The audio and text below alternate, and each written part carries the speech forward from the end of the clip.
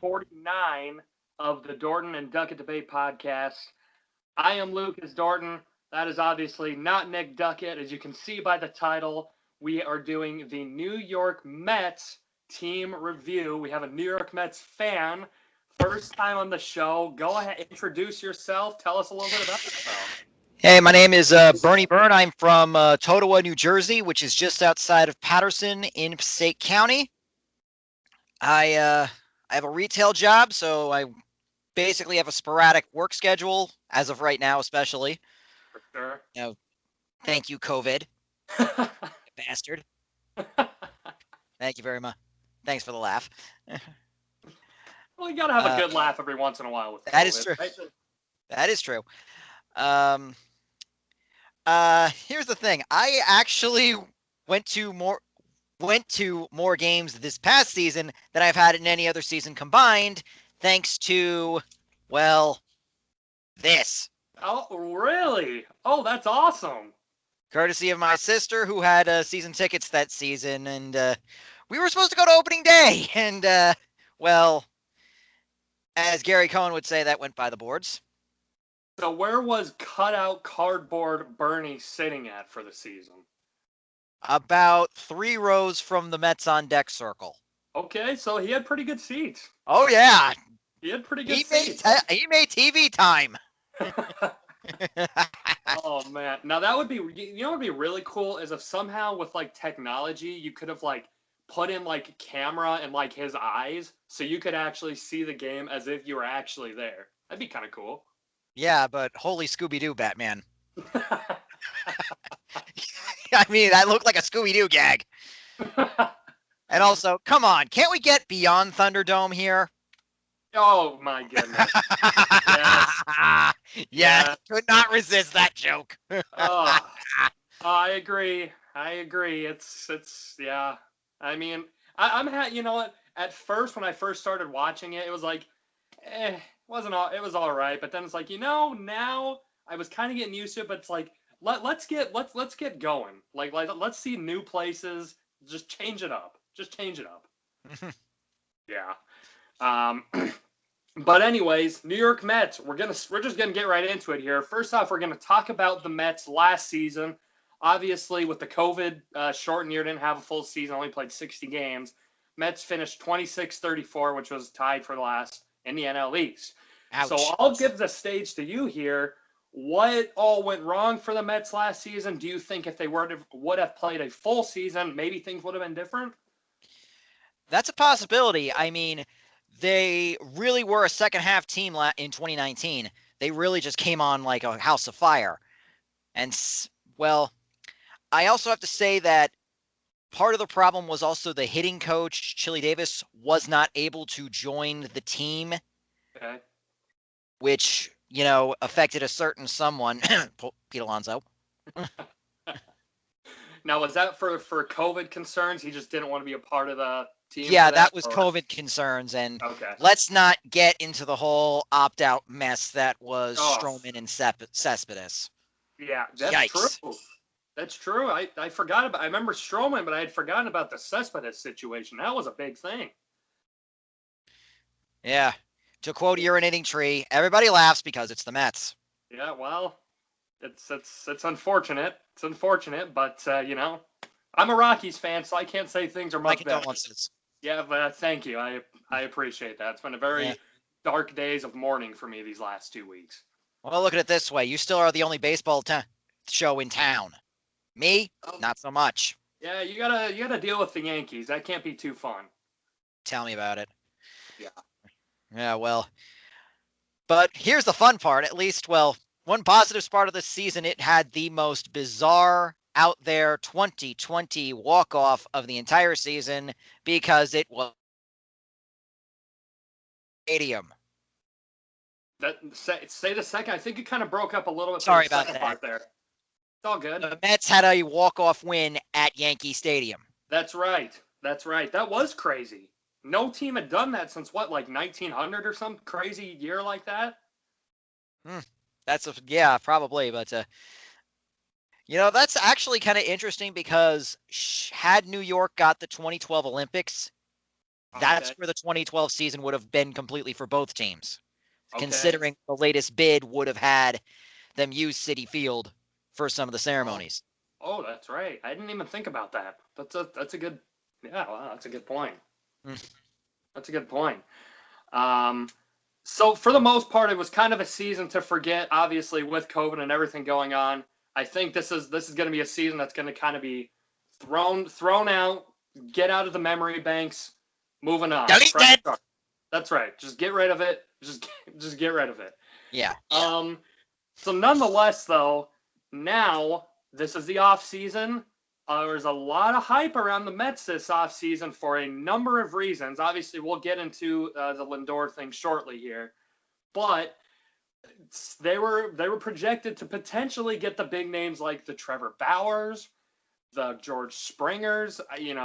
Those big name guys were projected to the Mets. Obviously, they did not. Went to Toronto and now with the LA Dodgers. But nonetheless, it is an offseason that you can be very pleased for as a Mets fan. Yeah, definitely. That's a So that's it. All yeah, right. yeah, absolutely. Francisco Lindor obviously is the headliner of this offseason, but you also got Carlos Carrasco too. Cookie. Cookie Carrasco. Um, Cookie First Carrasco off, joins the Cookie Club. what's the Cookie Club? Well, it was something that was going around, in 2019 when they were starting to go a little rough, so they bonded over, well, cookies. It was Alonso, Smith, McNeil, and I'm not sure. Was it Thor? Was it Thor? Was it one of the pitchers? Can't really remember off the top of my head. So it kind of became a thing. Okay. Well, the I more think you also know. Nimmo was part. Okay. Okay, I gotcha. I gotcha. So Lindor. So first off, when you first heard about this trade that the Mets were going to be getting Francisco Lindor, what was your initial thought, if you can remember, your knee jerk reaction? Is this real life? Yeah, Because I was seriously, this seems like kind of the stuff that would happen in my MVP Baseball 2005 Dynasty file. with. It would. It would turn on the forced trades and be like, okay, we're getting Francisco Lindor. No, for me, actually, they come to me with those trades. I don't. Oh, is that okay? Well, yeah, you have to accept it then. You can't deny that if they're coming to you with it. That's true, but I gotta say, wow. I mean, sure, we gave up both the young guys we had play shortstop last year in Andres Jimenez and Ahmed Rosario, which are good players. Are good players, but Lindor is Lindor, Right. so I can't really be too upset about that. Plus, you got an extra help for the rotation in Carrasco, so Absolutely. And I agree with you 100%. Rosario at one point, obviously, I believe, was he a number one prospect? I know he was in the top five. Was he number one? I think organizationally at least, yeah. Okay. Okay. Rosario's a guy that I never really minded. I liked him, but I don't think he had really lived up to the top potential. He had flashes where he played pretty well, and I'm sure obviously you're going to know a lot more about him than I do. But if you're trading him for Francisco Lindor, who's arguably could be the best shortstop in baseball, I don't think too many Mets fans are going to be crying over losing Rosario. No, I really don't think so. I mean, yeah, the guy had moments at the plate and moments in the field, but he was way impatient at the plate. He really didn't walk that much, which was also Right. kind of an issue. The speed was there. It's just, you can't steal first base, as the saying goes. Now, how was he defensively? Was he an all right defender? He was adequate. He wasn't a liability, but He got the but he job was done. he wasn't Ray Ordonez, but he wasn't, so, oh boy, wow, I can't. He wasn't Ray Ordonez, but he wasn't Marv Throneberry. Let's use that Okay. analogy. Thank you very much. I'd say it's a pretty decent analogy. Yeah, Lindor, I'm a huge fan of him. Like I said, one of the most exciting players to watch in baseball, and he was in Cleveland. Cleveland typically is not a team that gets a lot of, the notoriety and the press and the big town market vibes going to New York. I'm hoping now that he can get that respect, that he deserves. Not saying that he hasn't, but I feel that people a lot of times overlook him because he was in Cleveland. Now he's in New York. He's in the center stage. Yes, that's the case. And as we've all seen before at times, it's quite a different atmosphere to play in New York City.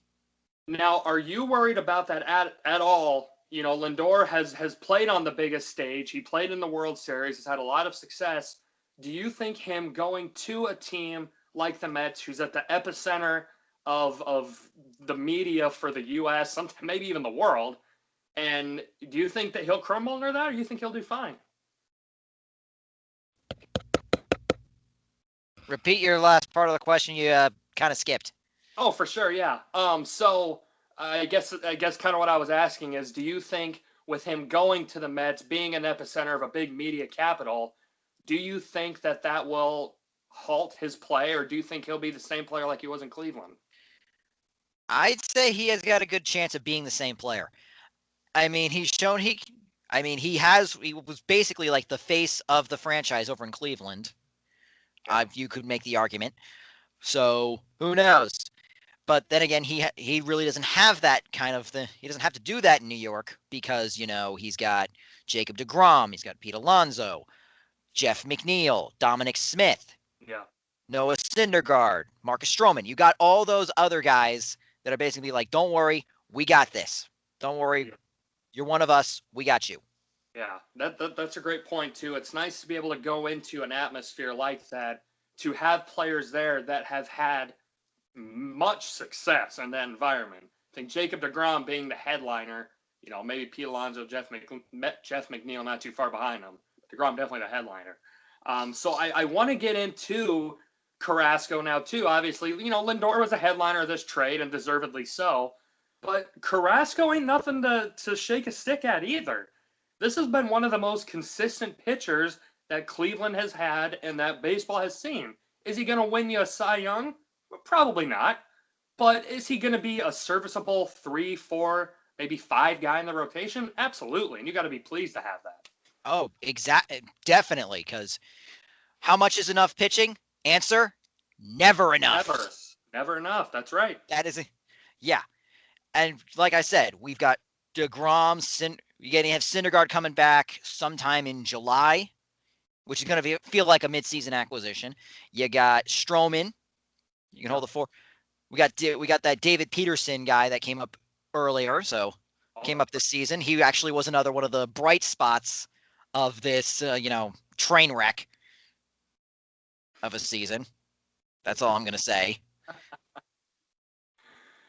Yeah.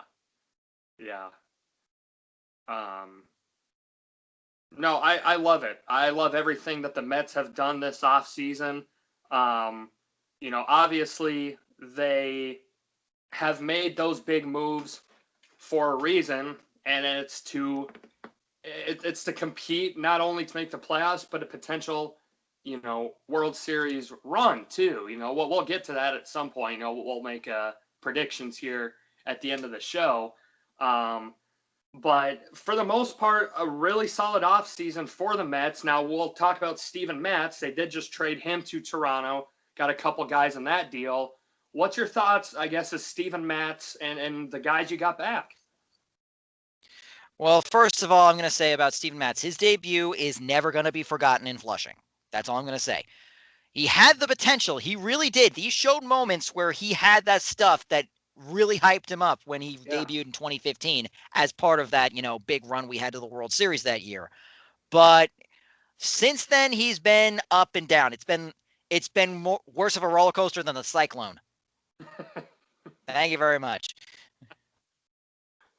Yeah, it's been rough because we know he's got the stuff, and the fact that he's a left-hander that can throw that has that kind of stuff, that makes him super valuable, and we want to see him come back to that form. But it's just been like, how much more rope do you give him? And that's a great point. If he can succeed in Toronto, all the best. I wish him all the best. Absolutely. Yeah. But honestly, Okay, No, sorry. go. Continue. No. Sorry. Go ahead. Go ahead. This one's more anecdotal, but seriously, after the R.A. Dickey trade, I'm surprised they're actually coming back to us about that. That's yeah. I forget about that. I forget about that every once in a while, and I have to be reminded. Yeah, they pulled off that heist of a trade. Yeah, Sandy May. I've even forgot about Wilmer Becerra about that because that's the guy we also got in that trade.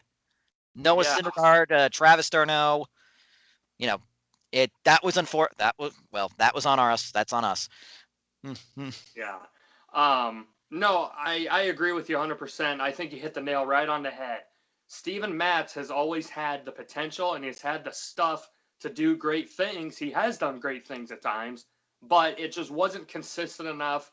And there comes a time where you kind of do have to cut the rope and be like, all right, it's not thank you, but it just didn't work out. Exactly. But okay, it was more like to reload the farm system because after he who shall not be named, Brody. Yeah. Yeah, that's a mess of a situation there too. Yeah. That's prime meme material right there. That's all I'm gonna say. Oy vey. Oh man. So talk to me about the Mets manager. How is his relationship as far as Mets fans go? Do people like him? People not like him? How does that go for him? Luis Rojas? Yep. It's kind of hard to say because we're only going off of a 60-game season. Right. The deck got stacked against us with all the stuff, losing Syndergaard, losing Stroman, the Cespedes debacle. You got to give the guy credit. Come on. His hitting coach was unavailable. So honestly, I think pretty much we're giving Luis Rojas a bit of a mulligan because his whole introduction into this whole situation was also, kind of a debacle as well.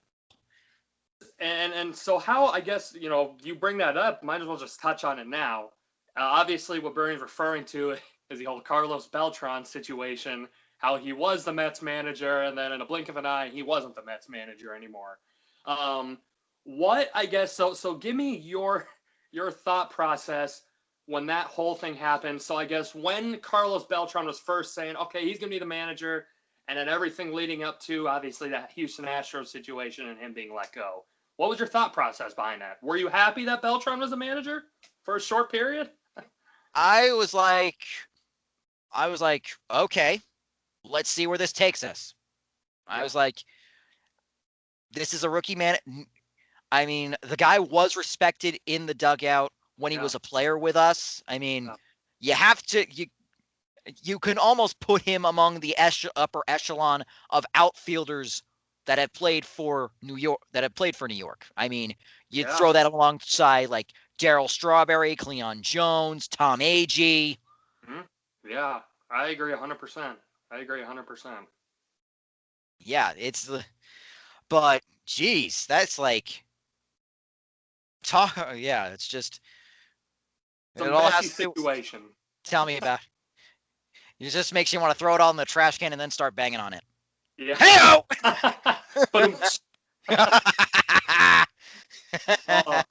No, that was funny. So I guess now, how is Carlos Beltran, viewed as far as Mets fans go? Or do they kind of just look at him like, as a player, this guy did a lot of great stuff for us and was a great guy, but then there was the whole Astros situation and him not being the manager anymore. So how is he kind of perceived around the area right now? Well, first of all, I have to preface that there are still some people that haven't gotten over that one fateful pitch in 2006. Okay, and please tell the fans what fateful pitch you're referring to, unless you're trying to take that from the memory too. 2006 National League Championship Series, that fateful Wainwright curveball, 0-2, the bases loaded, and it got called strike 3. Yeah. And personally, considering the crazy calls in that whole game, because one thing that always seems to get overlooked about it is that Aaron Heilman's first pitch to Scott Rowland that wasn't called a strike, that got called a ball. Ah. I challenge you to put those two pitches next to each other. Guarantee you, it probably would look similar. Oh, yeah. No, I agree. 'Cause- I obviously I didn't watch the game because I was too young. That's kind of when I was starting to get into baseball. But now watching videos on it and YouTube videos and stuff, yeah, it's hard. You have an argument there. You have an argument there. Yeah, but then again, Wilmer Flores got caught looking to end the 2015 World Yeah. Series, and nobody wants to hang him on a freaking. Nobody wants to roast him on an open fire. Yeah, that's true. That's But- true. Yeah. I will just say this: you step in and take that kind of curveball and try and swing at that kind of curveball. So, Oh yeah, yeah. I mean, Adam Wainwright is known for his that is his thing, and he has made a career off of having the nasty hook, and yeah, and that's in his prime too. I mean, we're not talking 2020 Adam Wainwright, who's going to be retiring in a couple years. This was elite Adam Wainwright, so I agree. yeah. I agree. All I got to say about that is whole situation is, yeah, June 1st, 2012, we got a little bit of payback. Now, what was that? Santana's no-hitter. Oh, that's right. What was the ball, foul or fair? It went down in the books as foul. Who cares? Skadoosh! Badoosh! Oh, yeah. No, Ah. I love Santana. I live up in Minnesota now, and a ton of my friends here are Minnesota Twins fans. They love Johan Santana. So all of them, I'm sure were happy when that happened too, because they loved him. 8,020 times the charm, I guess. Yeah, Here's to that. yeah, that's right. That's right. Thank the you, Howie. Girls got to throw one soon. Yeah, let's hope. Yeah, So who knows? Let's hope. yeah, that's true. So besides that, those were kind of the big main things that happened. Well, James Mccann now, we'll talk about him. Coming over from Chicago White Sox as a guy that beginning of his career, never really did a whole lot. The last couple of years, he's played very well, though. So what are you expecting from James Mccann behind the plate? A lot better catching prowess than that of Wilson Ramos. Yeah. Yeah. Because, oh boy, there were some last year that, yay. That play at the plate against the Phillies, that was brutal. I forgot about that. And I'm like, what the XL? Because it's like, seriously, what happened? How did you not get him out? The throw beat him. Top 10 mysteries science has yet to discover, I guess. I don't know. Yeah, I know.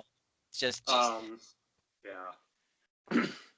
But yeah, no, James McCann, though, I love it. He's a guy that, is he the best catcher in baseball? No, he's not, obviously. It, belongs to JT Realmuto. But can he hold his own and hit a little bit? Yeah. Yeah, I'll take if he's great behind the plate, calls a decent game, is decent defensively, I'll take 270, 2070 any day of the week. Absolutely. Catchers obviously, are more known for how they are behind the plate, like you mentioned, calling the game defensively, and the hitting, you can kind of take a pass on that. I mean, unless it's abysmal hitting, but he can hit and call a good game, and that's big time. That's not easy. You don't find that these days. I mean, seriously, how much abuse a catcher takes on his knees? Yeah. You're lucky you get 270 or 280. Yeah. Yeah. You take that, 260 even. I'd be okay with that. I will say this outright. Met fans got spoiled because of a certain catcher from Norristown, Pennsylvania. And who would that be? Michael Joseph Piazza. Yeah. Yeah. Yeah. So that I guess that's an interesting question then. Do Mets fans, are they pretty content with like, you know what? Piazza, we're not going to find another Piazza. Let's just move on and just appreciate what we can get. Or are they, do they hold Mets catchers up to the Piazza standard as high as it is? Is that something they do? Some do. Some do. Some remember, yeah, Piazza could hit, but could he throw out any runners? Yeah, not. That's That's the other hang up right here. Hang on. Yeah. Damn text. But yeah, that's kind of the thing, because I mean, we've been used to like Jerry Grody, Gary Carter, and then we get Piazza, and yeah, catchers like those are rare, like stupid rare, because of all the abuse they take on their bodies, all the scouting that goes through this. It's a tough job. It is the toughest position on the diamond, bar none. Easily, yeah, and it's not even close. Yeah, it's not even close. I love James McCann. I'm excited to see what he can do. And then you got one other back end of the rotation pitcher, Joey Lucchesi, from the Padres.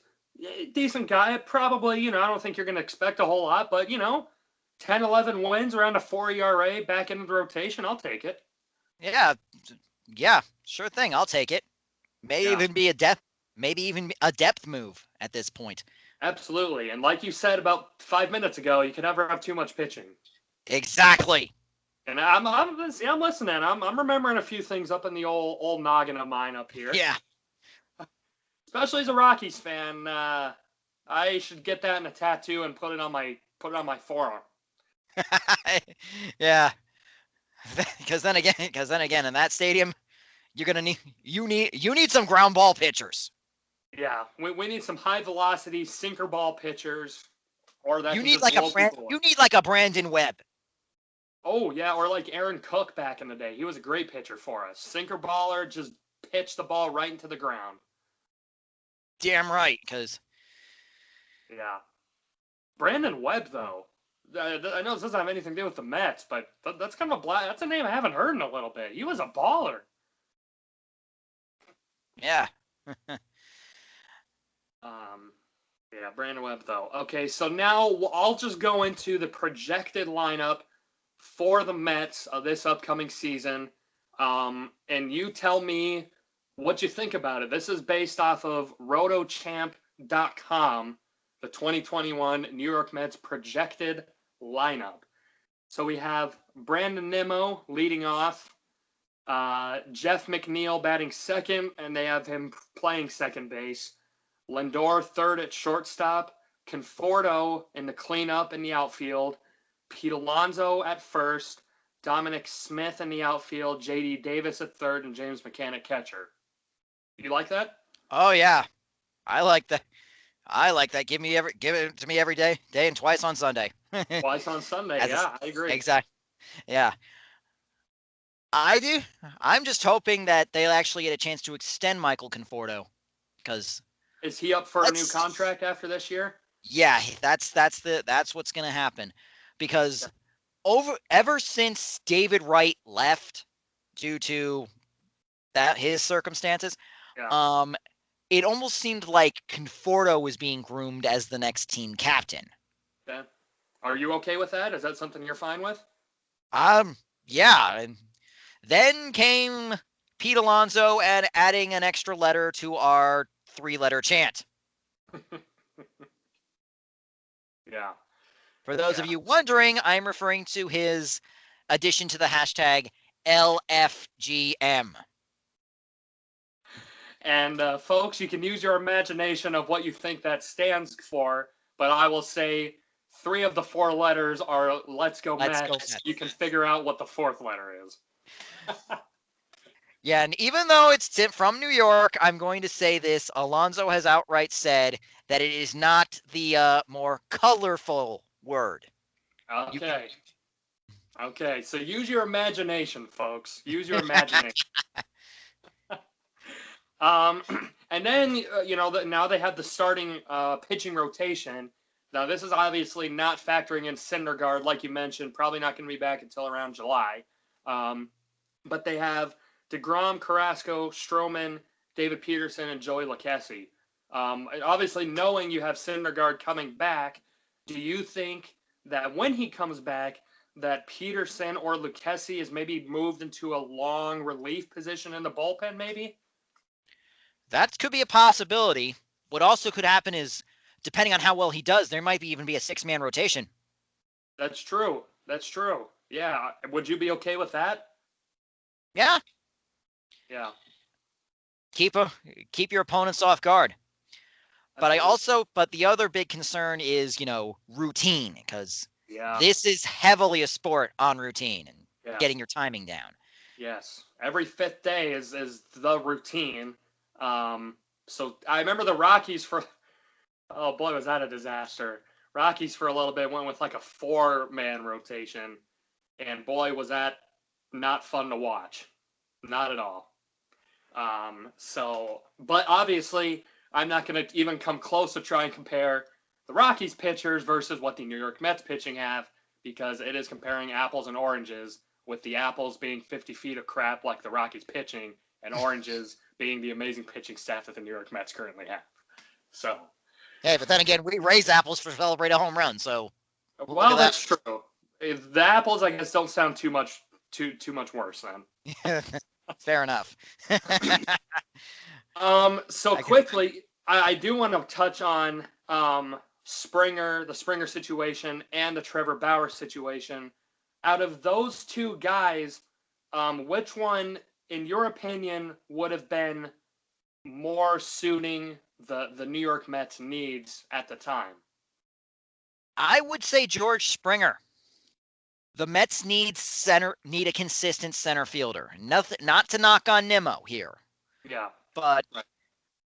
it's more defensively that I'm thinking here, because there were a lot of routes in the field that Nimmo took that really didn't work well. He missed a lot of chances to cut off a lot of balls. That's something I hope that he just worked on in the offseason, in spring training. But ever since we got rid of Beltran, for crying out loud, we really haven't had a Go-to. a go-to center fielder. Cespedes is a corner outfielder. Right. Can he As play center? Yeah, Yeah, but is he going to be thriving at center? Probably probably not. not. Yeah. Yeah. But So I I guess. Yeah.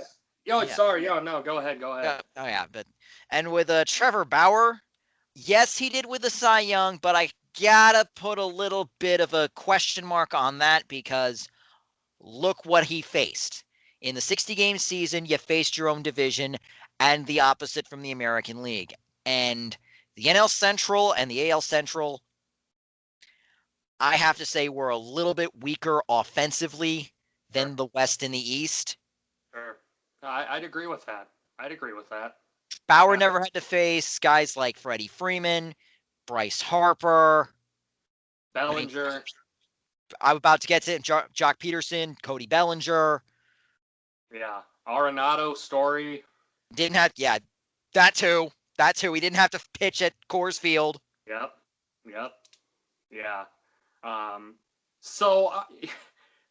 So it was kind of a debacle. I believe last week or so, Bob Nightingale was pretty confident that Trevor Bauer was signing with the New York Mets, and I'm sure. And so take me through, Bernie.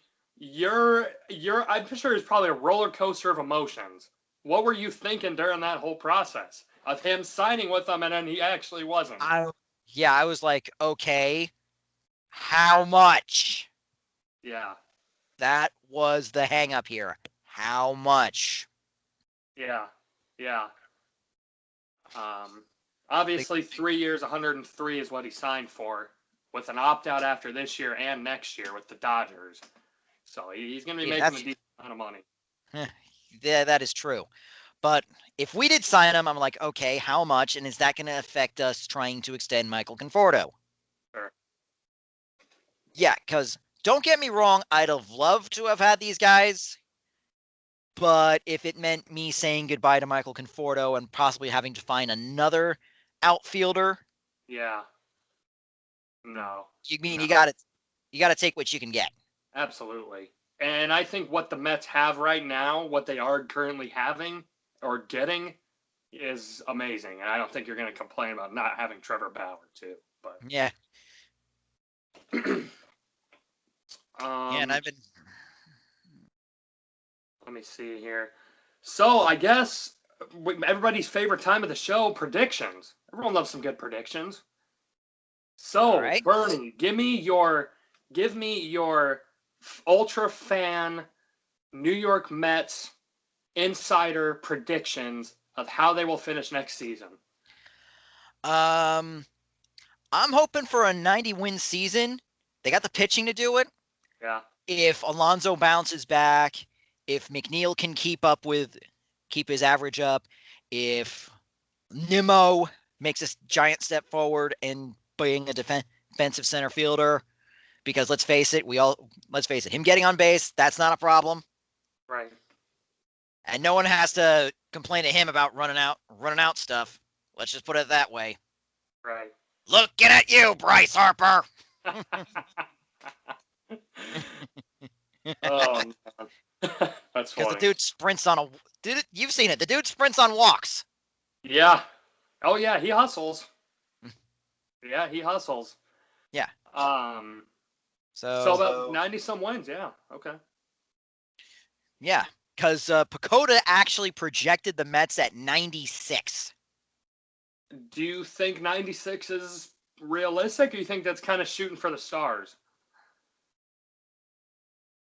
A little bit of both, actually. Okay.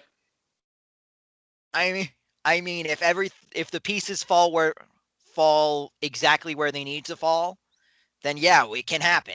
Mm-hmm. We've seen this is the Mets. We've seen stranger things happen.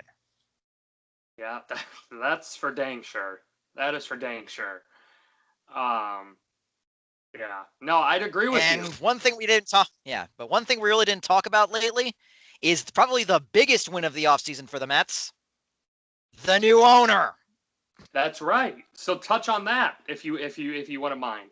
Yeah, for those that are not familiar, they used to be owned by the Wilpon family, and let's put it this way, they got a nickname from most Mets fans. The Coupons. Yeah. They were a bunch of real cheap asses, and the less said about Bernie Madoff, the better. So yeah, when we heard news about them selling to a new owner, and the fact that Steve Cohen was not just a billionaire, but a Mets fan in of himself, and actually cared, and actually gave a you-know-what about the team, like, heck yeah, all for it. Absolutely. I think those are the owners that you really want in sports, are the ones that are fans themselves. Obviously, there's a business side to it, and you can't let your fanship get in the way of that. But if you're a hardcore fan like Steve Cohen is of the Mets, that is a phenomenal relationship right there. And yeah, and one of his best hires, I will say, is bringing back Sandy Alderson. Okay, yeah. I love Sandy Alderson. Sandy was one of the best general managers we've had in recent years. And I always said like this when it came to him making trades. It was like he would move the assets for a price, but for his price. Right. Not the market value or what everyone else is saying, what he valued that they were worth. The guy was shrewd, and I'm definitely saying that, yeah, the fact that he's back with the organization has been an absolute godsend, bar none. So, yeah. There's one that is, but yeah, we also have to bring up the whole, general manager problem that we've had. That's right. Oy. Right. Yeah, that has been, I guess, the one, as you could say, Mets thing to be consistent in the offseason is the uncertainty and what was going on in that situation as well, too. Mm-hmm. Yeah. I mean, at this point, when wacky stuff like that happens to the Mets, are you surprised? Or are you just like, you know what? This is who we are. This is who we are. Some of it is like, wait. So, and right now Brett Favre is looking at this like, oh, thank God, my time of that bout is over. Hey-o! Thank God it's not me anymore. Yeah, but then again, this did happen when he was with the Cubs.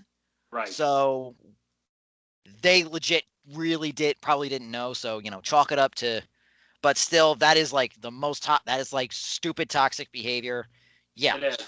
don't do it. Yeah, Just don't. Don't do it. And obviously, folks, we're not going to spend a whole lot of time on it, but to catch you up to speed, essentially, former GM of the Mets was not on the Mets staff at the time, but was sending inappropriate pictures to members of the media staff. And that kind of caught up to him, and that's why he's not the GM of the Mets anymore, pretty much.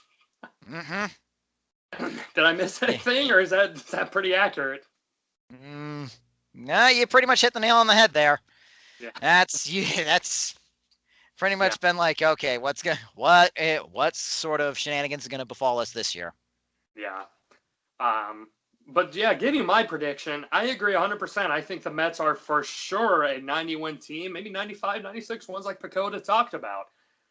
The way that I look at it, the Mets are going to be, when Syndergaard comes back, arguably the best pitching rotation in baseball. I think them and the Dodgers would compete for each other. Maybe throw in the Indians a little bit as well, too.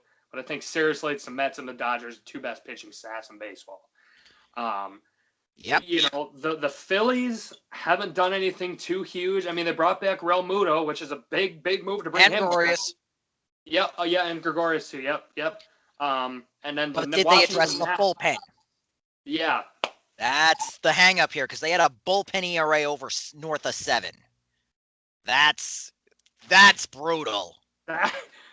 Yeah, I've seen a lot of poor pitching in my day as a Rockies fan. I don't know if I can say that I remember a time where the pitching was so brutal that we had an ERA in the bullpen over 7. I'm sure it's come close. No, the closest that it came to was another Phillies team. So I don't think you cracked the top 5 in worst bullpens. So I know some of ours have been close, but trust me. Yeah, that was a big concern for them. And then the Nationals, Josh Bell, I mean, they really didn't do a whole lot. And the Miami Marlins, yes, they made the playoffs. But let's be real, if it is a 162-game season, is the Miami Marlins making the playoffs? Probably not. And then the Atlanta Braves. Who they'll be solid. I think the Braves will be solid. I think they'll be the Mets and the Braves. Yeah, Pacoda underestimated on them. That's the thing I have to say, is that Pacoda definitely underestimates them. Now, where did they, if you remember off the top of the head, where did they have the Braves at for that? I think about 82, 80, 83, 79. That seems a bit low. It does. I mean, you got Acuna, Freeman, you got Soroka.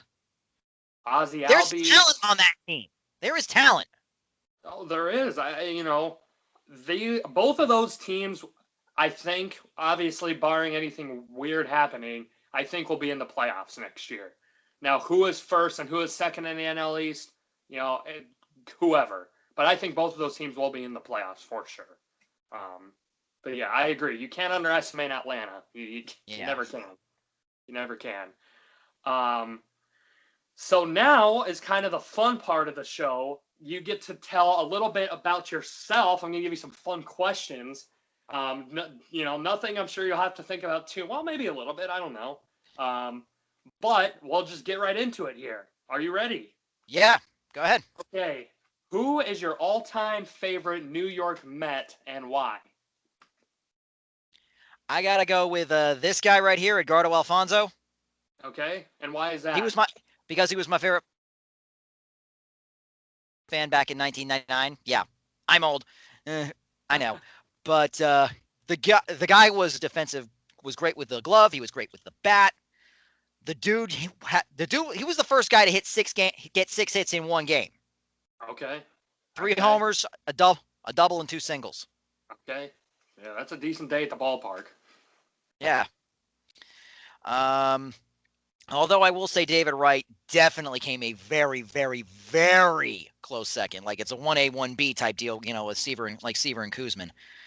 Sure. Yeah, I feel that's obviously I don't know a whole lot of Mets fans. Honestly, you're probably one of the only Mets fans I do know.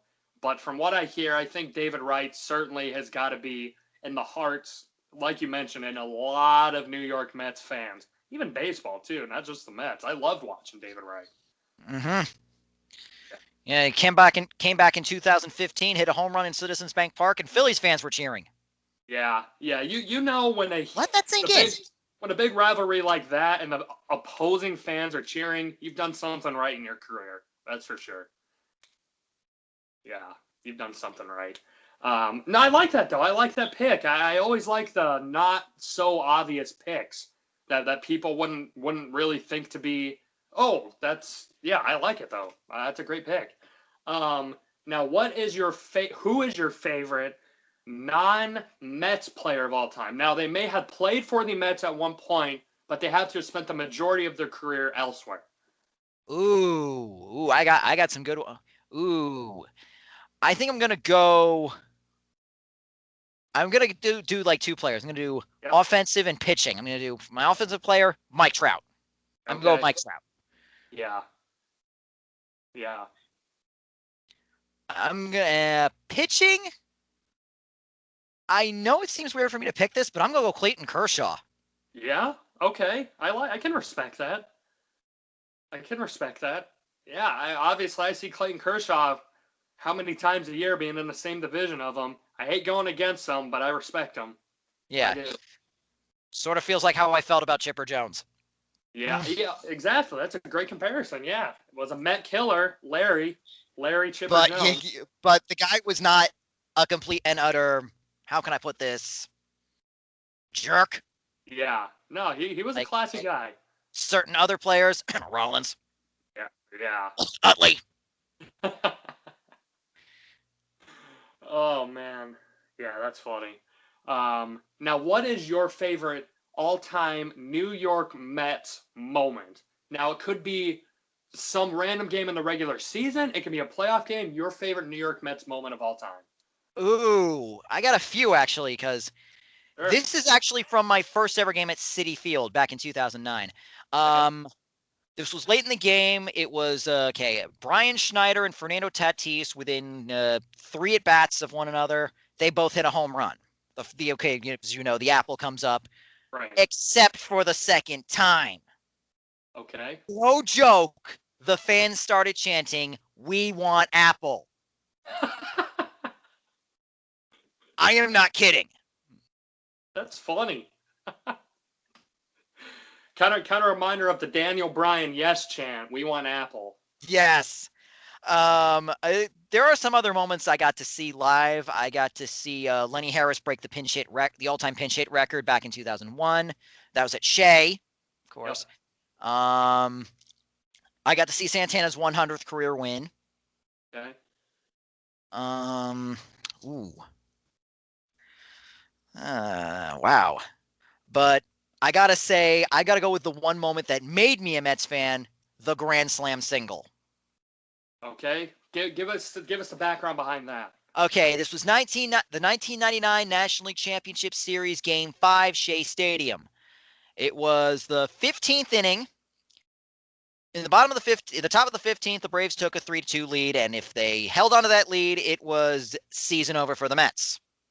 The Mets battled back. They tied the game on a bases loaded walk to Todd Pratt, Okay. and Robin Ventura came up with 1 out, bases still loaded, game tied. He deposited over the right center field fence. Wow. But they mobbed him before he had reached second base. So it went in the books as a single, hence the Grand Slam single. That's funny. That's kind of interesting. I remember. Well, obviously I don't remember that, but I've seen videos and stuff on it. But I guess I never really put two and two together. That yeah, I guess he didn't actually get to home. He didn't even get to second. Not even second base. Home nothing. Yeah. Grand Slam single.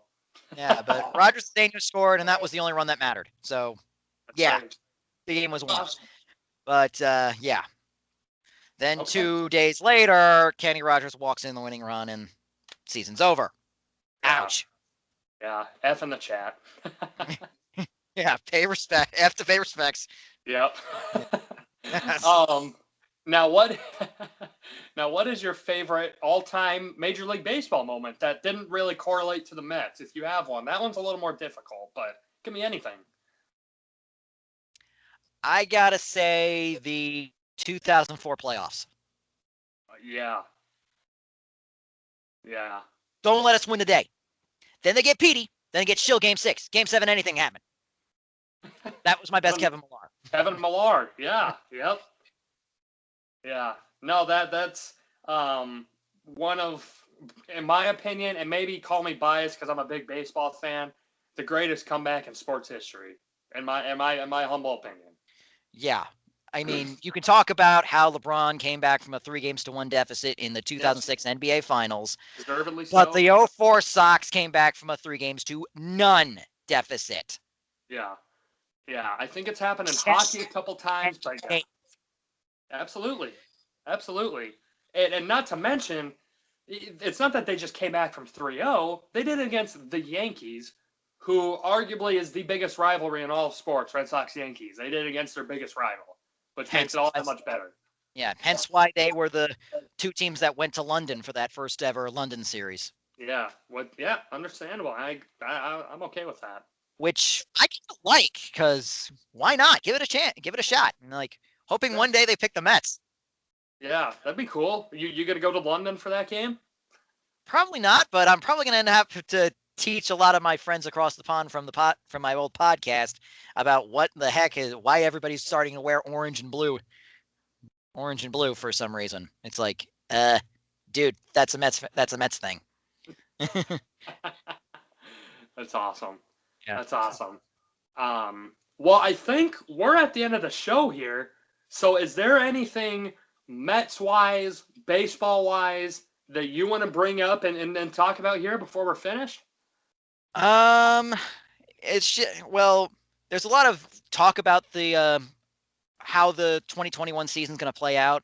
Like, is there going to be any universal DH? Is there going to be with the seventh inning doubleheaders, the runner on second? Runner on second, I'm not a fan of. No, me either. Yeah, it's just too damn easy. Seems like slow pitch softball. Yeah, it's like, if you're gonna put a runner on, put him on it first. Yeah. Okay, make him earn it. Yeah. Don't put him in scoring position before a pitch has even been thrown. Yeah. I mean, okay, granted, we did kind of have the first ever leadoff 2-run homer against the Yankees at Citi Field, so. Sure. It's fair. So make of that what you will. But still, I'm gonna say, if you need to put a runner on, put him on it first. Yeah. I'm okay with that. You still have to the pitcher still has to deal with pitching from the stretch. You still have that extra chance to score, but it's not like where you can just basically slap one, bunt him in. Yeah. Yeah, because. Right. Now, what's your thoughts on the DH, universal DH? Is that something you'd be a fan of or no? Obviously, being a National League guy. Oh boy, this is, and I am torn. I am really, really torn, because I have not liked the DH at all in the past. Because, part of it is you're robbed of the strategy. You're robbed of the great moments of when your pitcher can suddenly be like, okay, I'll do it myself. Yeah. Because one aspect of the Mets pitching rotation is that not only can they pitch, they can hit. DeGrom can hit. Syndergaard hit 2 home runs at Dodger Stadium. Stadium, for crying out loud. And Syndergaard's homers are not the typical pitcher home runs of just get it down the line and tuck it into the pole. No. He hits bombs. Yeah. His first one was 440 to dead center. Yeah. No park holds that one. He's a man. He's got that man strength, that's for sure. Thor. I'm surprised he hasn't called his bat Mjolnir. Or is that a curveball? True. Okay. I know, but in the short term, it does help the Mets because it allows them to keep both Alonso and Smith in the same lineup without being one of them being a defensive liability. Because Smith is a strong defensive first baseman. Yeah. Dom Smith handles first base very well. Pete Alonso is okay defensively, but the 53 home runs, you can't ignore that. But yeah, it's like I am like straight down the middle on this one. And I am with you too, Bernie. That's something that obviously Rockies being a National League team themselves, we've had good hitting pitchers as well too. I'm on the fence with it. I think I agree with you 100%. 2001. I'm not going to say who. What'd you say? One you acquired in 2001. Not saying who. Okay, that's fine. I like them. Yeah. Yeah, it seems like we've had that kind of trend. Get an NLCS MVP next year, he's gone. Yep. See you later. But then, he did get us this guy. That is true. Yeah. Mike Hampton leaving gave us a supplemental first-round pick. That supplemental first-round pick became David Wright. Captain America. Yeah. Yep. And was one time voted the face of MLB. Yeah, deservedly so. No, I'm with you though. The strategy. I like the strategy, and I like the mind thing behind it. I don't want it to be as simple as, oh, well, you're throwing a hitter in there. There isn't a strategy anymore. But also, it's like, well, pitchers can be pretty abysmal when it comes to the plate, and maybe just having a hitter in there would make things better. So I don't know. I might be okay with it either way, but I don't know. Yeah, it's hard to tell. It is. It is for sure. So if you want to give out any social media handle or anything, if you want to, if not, don't feel like you have to, where the fans can reach you at, talk some New York Mets baseball with you. I'm on Twitter at the Chief 2131WIR. Of course, I'm on Facebook. I just joined Instagram. Okay. But I don't really use that much for posting. I just use that to, follow along with one of my favorite artists. So sure. That's fair. That's fair. Well, I want to thank you for coming on. I hope you had a good time. I had a good time. It was fun. I had a good time too. Absolutely. Now, folks, a little bit of flashback here. Bernie and I were both on the initial Fielder's Choice Heavy Hitter podcast, the initial ones. Obviously we had nicknames back then. He went as the Chief, if I'm not mistaken. I was Stretch, and obviously you had Mr. Impact, aka B Double, aka Brian Benninger, and the heavy hitter himself, Rio Roman, as well too. So we were all there, and that was a fun time. That was a lot of fun. I enjoyed that a lot. But anyways, Bernie, thank you for coming on.